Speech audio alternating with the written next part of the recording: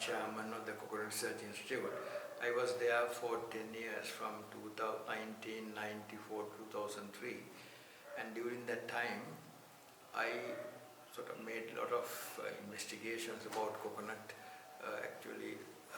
investigated studies done in coconut, and also the production of coconut oil in particular, and realized that the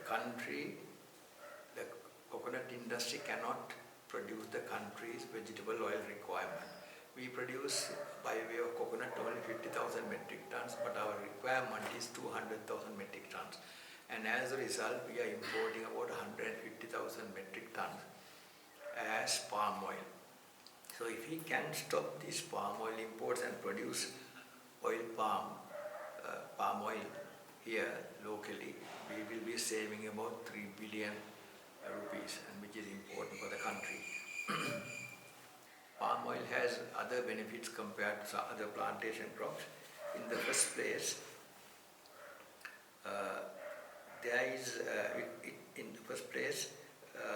apart from the productivity, palm oil produces 3.5 to 4 tons per hectare as against coconut, which produces 0.8 of a ton, so 5 times less than palm oil.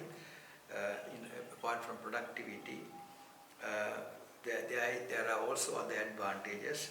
One is the very low labor input. Tea requires 2.5 man days per hectare per year. Rubber requires 0.75 man days. Coconut requires 0.35, and oil palm only 0.25. So in that sense, oil palm has a big advantage over other crops, especially in the plantation sector where there is a shortage of labor. One of the big arguments against oil palm is that it is not environmentally friendly.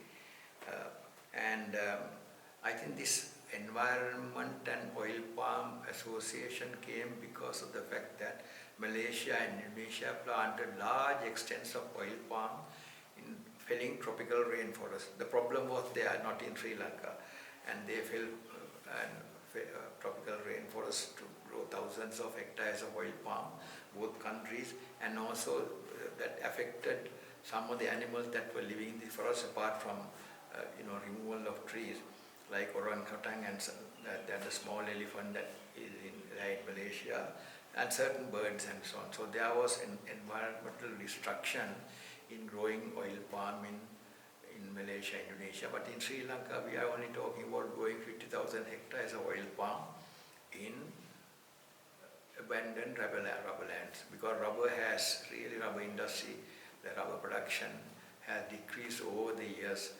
We are probably lowest in terms of productivity in the world, and profitability as a result is also low. So therefore, converting 50,000 hectares of rubber to oil palm is a very sensible thing, because it gives you much more income. Not only should we let the plantation grow oil palm, we should also let the smallholders take on oil palm, because oil palm gives much more profit than tea, rubber, coconut. Some other criticisms against oil palm is that it transpires a lot of water.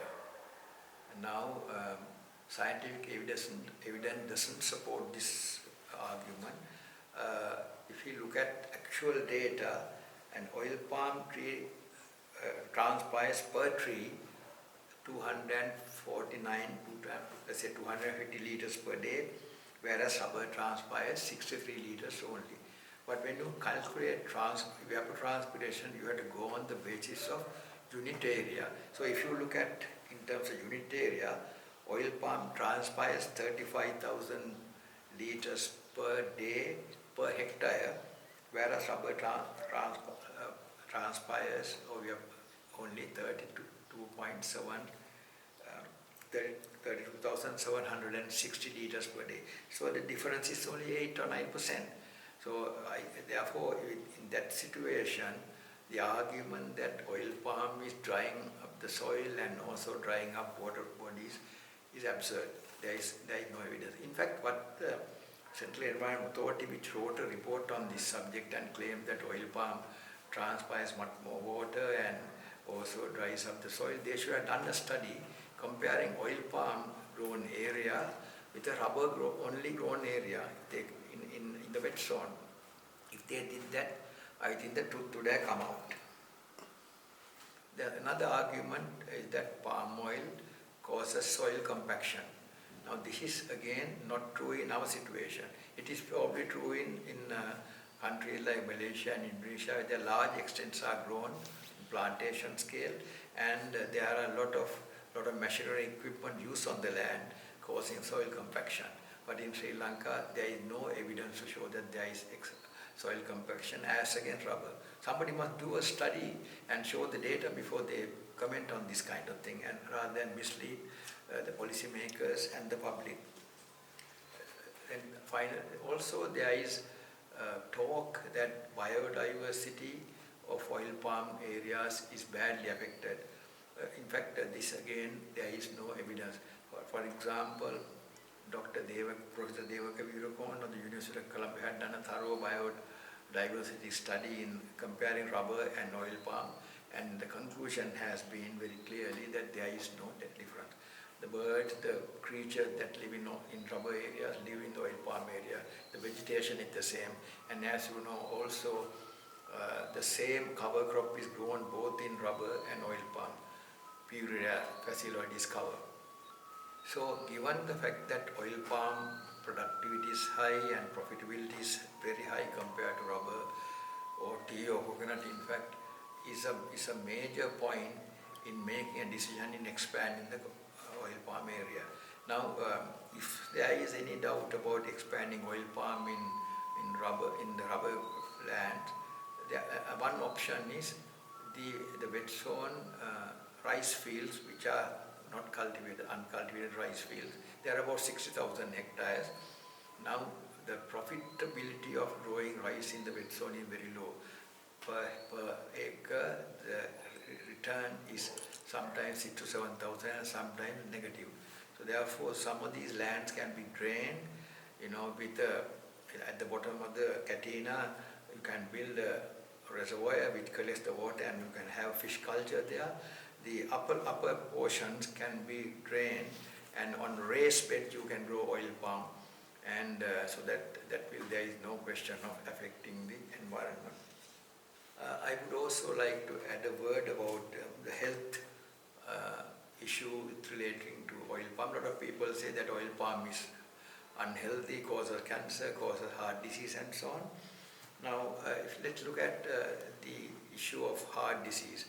Now, oil palm, heart disease, they say, is caused in regard to coconut and oil palm. They say saturated fat in coconut and oil palm, saturated fat content in coconut is about 76%, whereas oil palm, 74%, oil palm is only 46%.